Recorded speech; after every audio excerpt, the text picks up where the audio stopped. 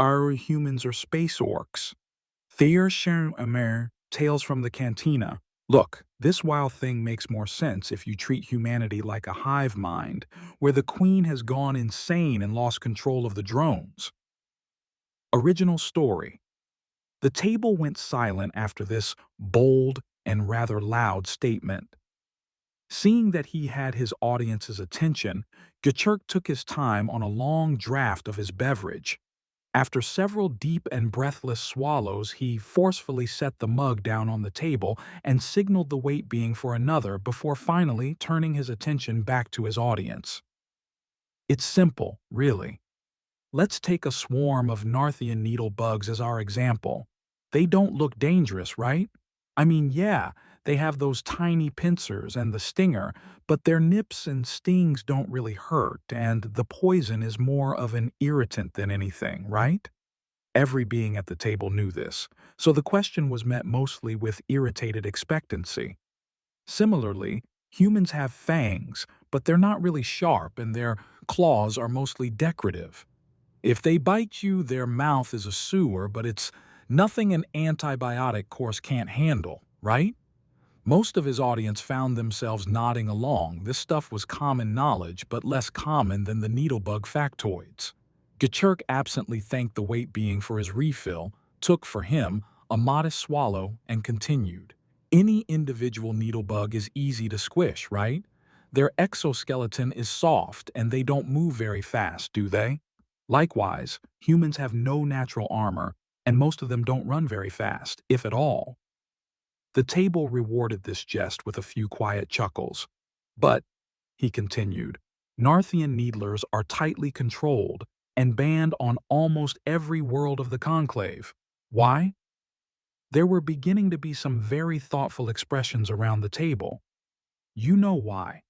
Because although needlebugs don't breed as fast as most insectal species, they breed constantly, and most of their offspring make it to adulthood.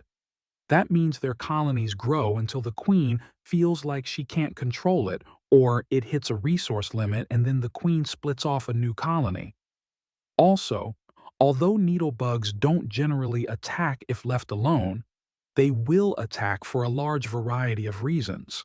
If you prevent them from engaging in some task, they attack. If you threaten their colony, they attack. If you kill even one of them, they attack. You may not understand why they're attacking, but the entomologists who study them say they always have a reason, and if you give them a reason, they're going to attack you. Most of the table was starting to demonstrate their species' version of the thoughtful nod. Gachurk took another medium-ish sip in order to allow his argument to take deeper root. And when they attack, it's never just one needlebug. It's all of them. And if there happens to be a needlebug from a completely different colony on the area, it's even odds whether or not IT joins in the attack. And you know this, they don't stop until their dim little insectile minds think the threat has been destroyed. Not driven away, not subdued, destroyed. And although any one Narthian insect psychopath is easy to deal with, several thousand, with the possibility of reinforcements if another colony somehow notices and decides to participate, are almost always fatal to the being that offended them. Another drink, this one longer and deeper, as if to emphasize the importance of his next statement. Now humans, you've all heard the stories, right? Every being at the table indicated assent. But have you actually thought about the stories you hear? Some yeses, some nos, and a lot of thoughtful staring into drink containers. Gachurk jumped back in after everybody had chosen a stance. Like needlebugs, humans are harmless if left alone. But if you bother them, they will attack. Threaten their breeding partner? Death. Threaten their offspring? Death. Prevent them from building a colony somewhere they find desirable? Death. Attack that colony? You may be looking at the complete genocide of your species. Touch their boats? Atomic weapons will be used. And, like Narthian needlebugs, they don't stop. They keep coming and coming until they've destroyed the threat, you or your navy, or your entire species, or whatever else they find threatening, or you've destroyed every single one of them that knows you're a threat. Gachurk made eye contact with everyone at the table, and then, to emphasize his point, his tapped the table with his right secondary impaling claw at every word to drive them home. If you threaten humans, you will have to kill every one of them or you will die. Those are your only two options. Gachurk stopped tapping the table, lowered his voice, and finished with, just like the simple and banned everywhere, Narthian needlebug.